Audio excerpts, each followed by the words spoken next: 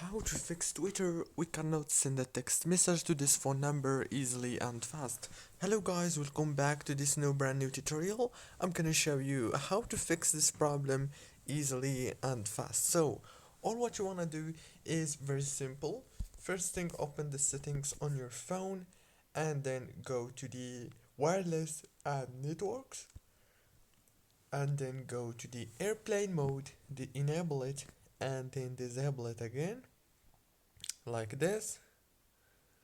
And after that you have to open the Play Store and then search for Twitter and then update it.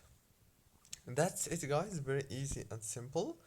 And if the problem still not working for you even after updating Twitter, this means that the problem is actually from your SIM card or from your phone. That's it for today's video. Don't forget to like and subscribe.